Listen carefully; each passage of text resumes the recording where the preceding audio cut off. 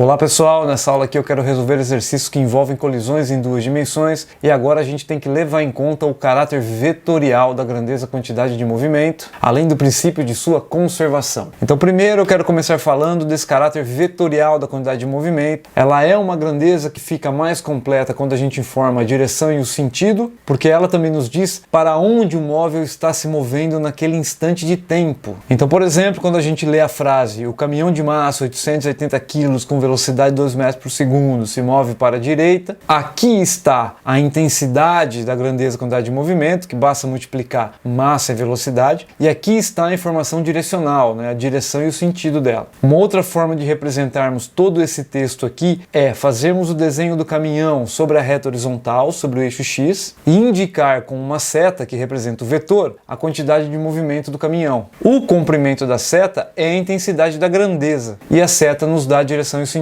Então, mais um exemplo. O avião viaja rumo ao norte com velocidade de 100 metros por segundo e massa 1.500 kg. Nesse trecho, a intensidade é massa vezes a velocidade que a gente identifica nessa parte, e a direção e o sentido estão aqui informados. Lembrando que a direção é uma reta infinita e o sentido é para onde você está se movendo em cima dessa reta. Então uma representação possível disto é desenhar o avião sobre a reta vertical que indica a direção norte-sul e o vetor quantidade de movimento representado por esta seta apontando para cima, ou seja, sentido norte. Ok até aqui, né? Mas o que fazer se esse avião estiver viajando para um sentido que não seja exatamente o norte nem o leste, e sim uma combinação desses dois sentidos? A gente deve usar a decomposição de vetores e imaginarmos que o vetor quantidade de movimento ele pode ser projetado no eixo X e também projetado no eixo Y. Perceba que o comprimento dessas sombras x e y dependem da inclinação do vetor quantidade de movimento. Então esse ângulo entre o vetor e a direção x, que a gente chama de θ, é um ângulo importante para se saber. E depois de fazermos a projeção, a gente consegue trabalhar apenas no eixo x e apenas no eixo y. Voltando para esses dois primeiros casos aqui. Bom, então que tipo de informação a gente consegue nessa decomposição de vetores? Então, primeiro, a gente pode fechar este triângulo formando um triângulo retângulo, cujos catetos são as projeções x e y, e a hipotenusa é a quantidade de movimento do avião. Lembrando que o ângulo θ está aqui, e esse triângulo é retângulo aqui, e pelo teorema de Pitágoras, a gente consegue relacionar a hipotenusa com os catetos, mas também a gente pode usar o ângulo θ, calculando o cosseno do ângulo θ, que é o cateto adjacente sobre a hipotenusa. Aqui no caso o cateto adjacente é a projeção x, e a hipotenusa é a quantidade de movimento, e se eu passo a quantidade de movimento multiplicando o cosseno, eu isolo o QX e assim eu consigo calcular o comprimento dele. Eu pego a quantidade de movimento e multiplico pelo cosseno do ângulo θ. Se eu calcular o seno do ângulo θ, eu vou pegar o cateto oposto sobre a hipotenusa, onde o cateto oposto é a projeção y da quantidade de movimento, e de novo eu passo a quantidade de movimento com a hipotenusa multiplicando o seno, e dessa forma eu consigo descobrir o comprimento do vetor QY, fazendo quantidade de movimento vezes o seno do ângulo θ. Essas são informações resumidas para a gente atacar o problema, então a gente não consegue fugir de decomposição de vetores numa colisão em duas dimensões. E o segundo comentário antes de começar os exercícios é a conservação da quantidade de movimento. Há algumas aulas atrás eu te mostrei que esta grandeza se conserva quando o sistema é isolado, e aqui a gente pode expandir um pouco mais o nosso conceito, porque quando tem um movimento combinado x e y, a quantidade de movimento se conserva inclusive em cada direção. Então eu posso fazer análise apenas sobre o eixo x, dizendo que a quantidade de movimento apenas em x é conservada, antes e depois da colisão, e analisar apenas a coordenada y e dizer que a quantidade de movimento em y se conserva antes e depois da colisão. Então este daqui é o grande avanço no nosso conhecimento para poder resolver exercícios agora.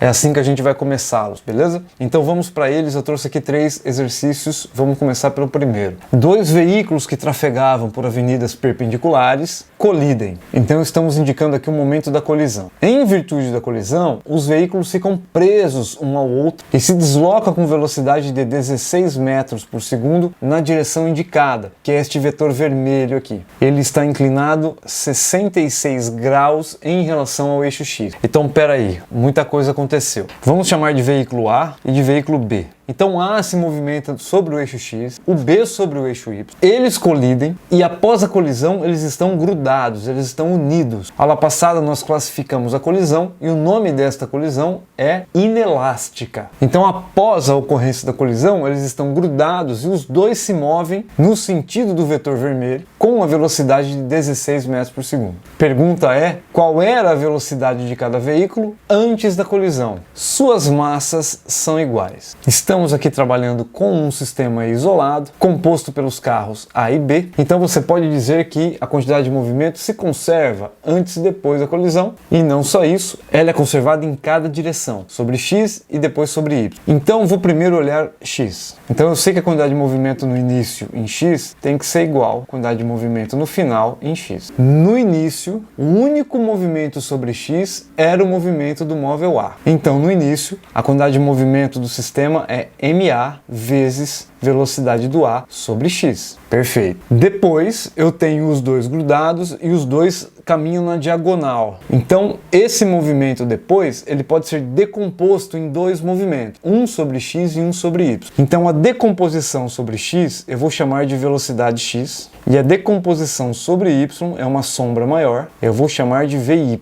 Então a quantidade de movimento final é a massa dos dois, né? Só existe esse corpo grudado, vezes a velocidade desses dois corpos em X. Então é a massa total vezes a velocidade que eles têm em X. Muito bem, vamos fazer um parênteses aqui e calcular essa velocidade Vx aqui do lado. Porque se eu fecho aqui o meu triângulo retângulo, Vx é V, o vetor vermelho, vezes o cosseno do ângulo θ, como a gente acabou de ver no slide passado. Então Vx será igual a 16 vezes, vou arredondar esse cosseno para 0,4, o que resulta em 6,4 metros por segundo. Então voltando para a fórmula, você percebe que tem um problema porque você não conhece as massas. Porém, o exercício informa que as massas são iguais. Então a gente pode dizer que a massa do veículo A é igual à massa do veículo B e usar o mesmo símbolo para ela, sei lá, Mzinho.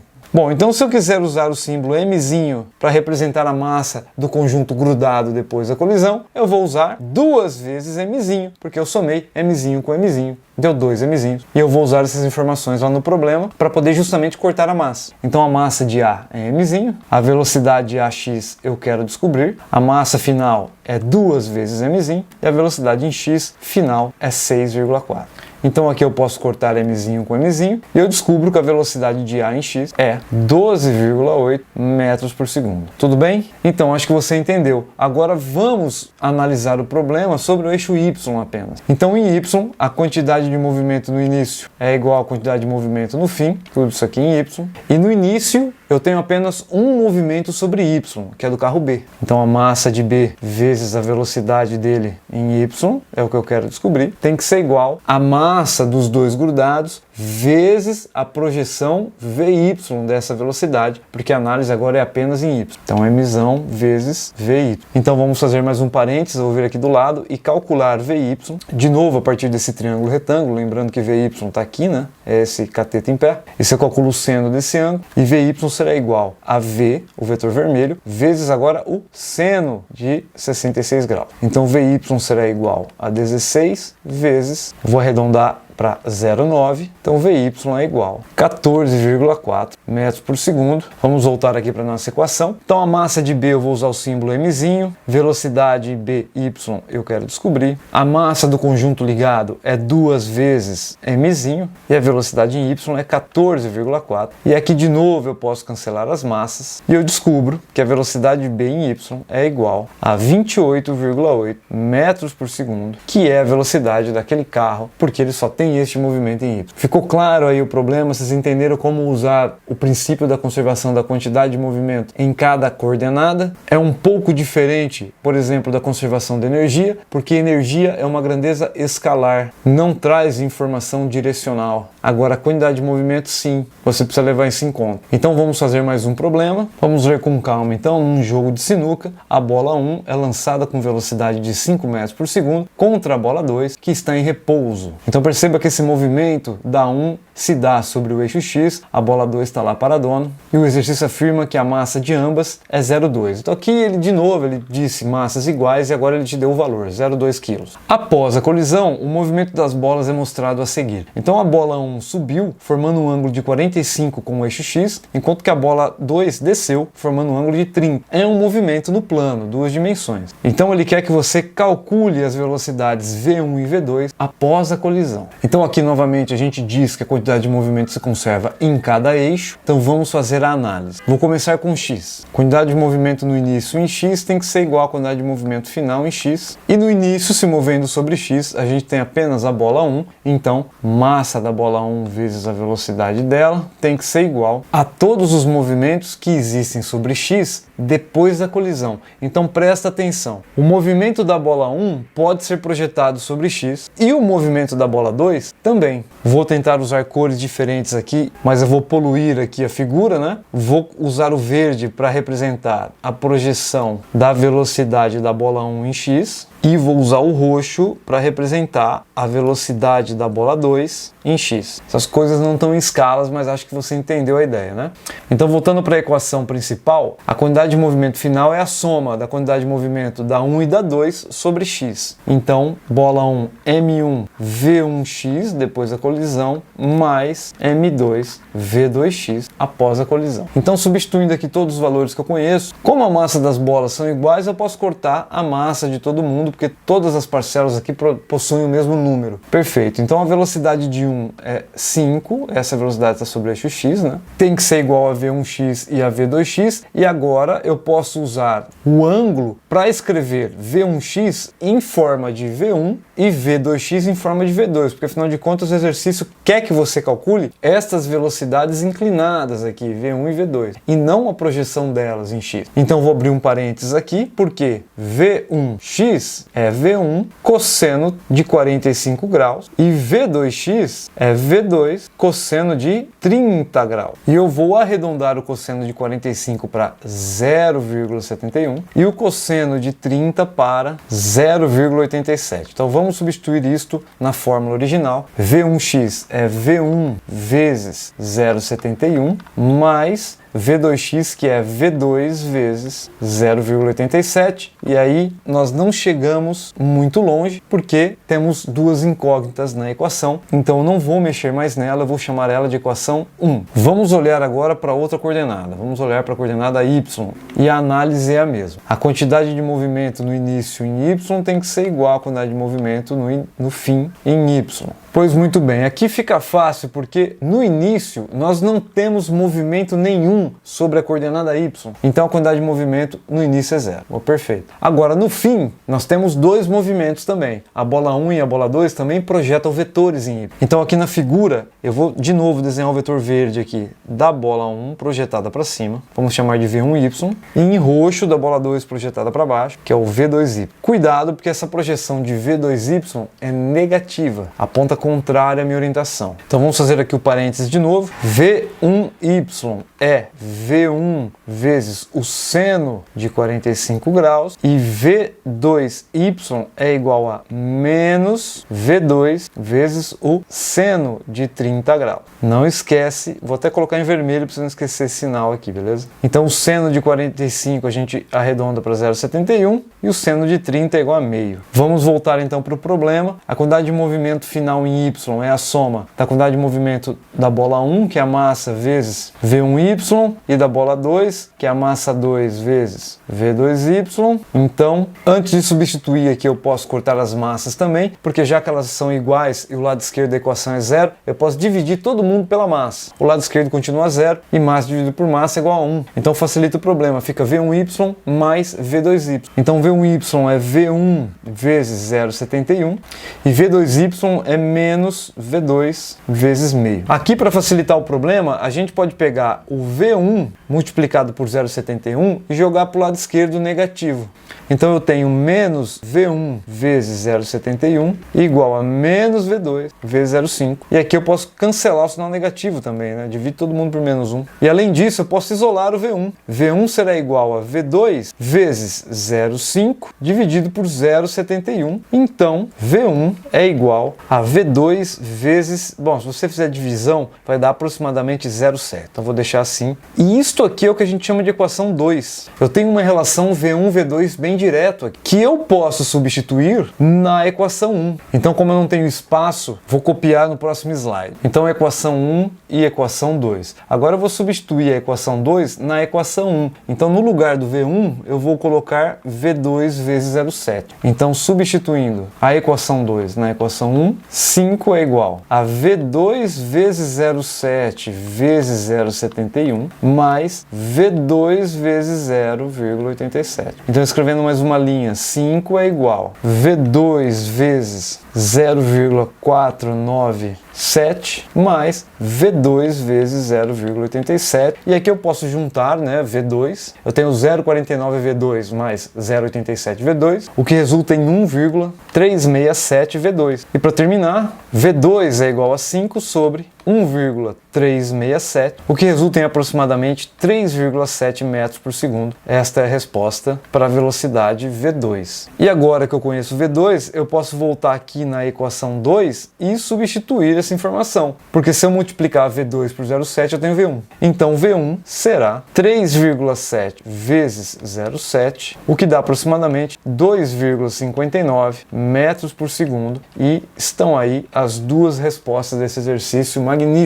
E para terminar, eu quero te mostrar mais um problema, que é este aqui. Três esferas A, B e C se aproximam da origem deslizando sobre uma mesa de ar sem atrito. Então você está olhando o problema do alto aí, as bolinhas vão colidir no centro do sistema coordenado x e y. E o importante aqui é que elas ficam coladas após a colisão. As três grudam. Calcule as componentes x e y da velocidade inicial da bola C, que a gente não tem, né? Se você olhar para a figura, a gente não tem a velocidade C. Sabendo que esses três objetos unidos, eles se deslocam com velocidade de meio metro por segundo sobre o eixo x, no sentido do eixo x, ou seja, para a direita aqui. Então percebe, as três bolinhas batem e grudam e o resultante disso está se movendo para a direita no final. Aqui estão as massas das bolinhas, então vamos pensar um pouco, porque agora a gente tem três corpos. É um problema em duas dimensões, ocorre uma colisão, é um sistema isolado, então a quantidade de movimento se conserva sobre o eixo x e sobre o eixo y.